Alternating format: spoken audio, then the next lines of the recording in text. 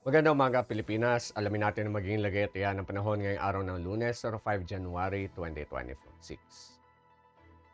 Para sa ating synoptic situation, patuloy pa rin nakakaapekto ang shear line o yung pagbabangga ng malamig at mainit na hangin galing northeast at ng easterlies dito sa may bahagi ng Visayas at ganoon na rin sa bahagi ng Bicol region. Samantala, yung northeast monsoon o yung ating hangin amihan patuloy naman itong makakaapekto sa nalalabing bahagi ng Luzon. Ang easterlies o yung mainit na hangin nagmumula sa dagat Pasipiko ang makakaapekto naman dito sa may area ng Mindanao.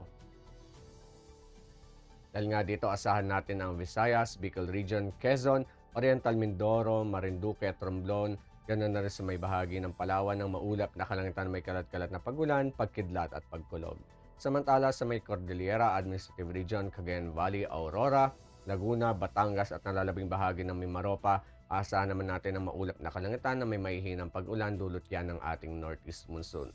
Ang Metro Manila at nalalabing bahagi ng Luzon, inaasahan naman ng bahagi hanggang sa maulap na kalangitan na may pulo-pulong may hinang pag-ulan.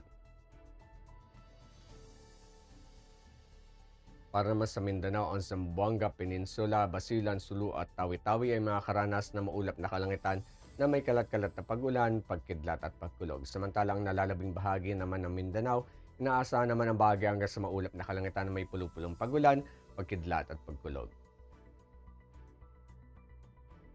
Para sa ating flight level wind shear dito sa 2,000 at 5,000 feet, patuloy pa rin magiging dominante yung ating northeasterly flow o yung hangin natin galing sa ating northeast monsoon. Malalakas na hangin ang ating mararanasan sa may bahagi ng northern at central zone na nag-extend dito sa may bahagi naman ng Visayas. Samantala kung mapansin natin din dito sa may bahagi ng Visayas, nandito yung converging winds natin o yung indication na meron tayong shear line activity. Samantala light to moderate winds pa rin ang mararanasan dito sa may bahagi ng Mindanao, dulot yan ng ating easterlies.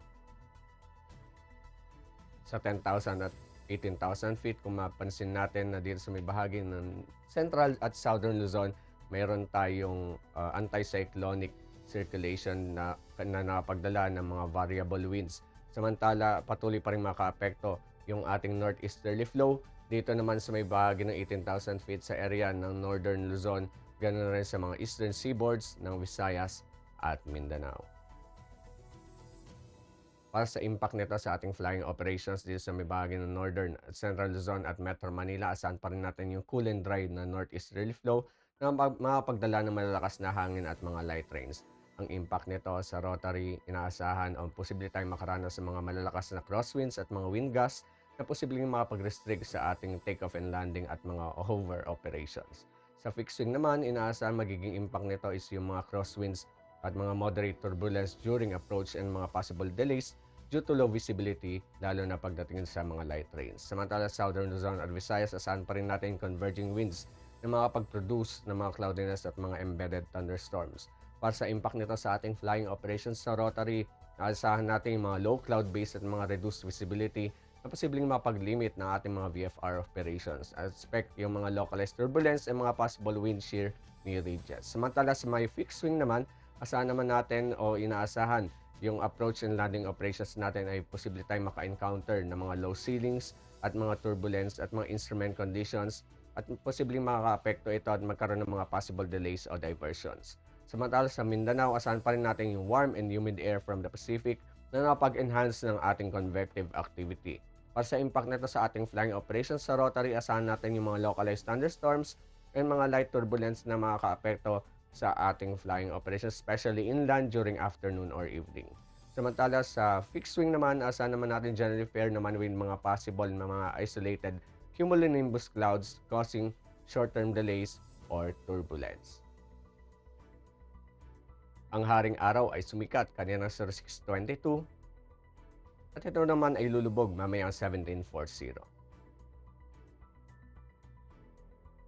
Para sa ating moon illumination, 98%, 94% decreasing. Para manatiling updated sa lagay at taya ng panahon, i-follow lamang ang Air Force Weather Center sa aming mga official social media accounts. Yan lamang pong latest update mula sa ating lagay ng panahon. Sa ngalan ng aming commanding officer na si Colonel Alvin Jan Cugador, PAF GSC, ako po si Staff Sergeant John Altisa sa Puedes Philippine Air Force, weather forecaster ng Air Force Weather Center. Muling magandang umaga, Pilipinas.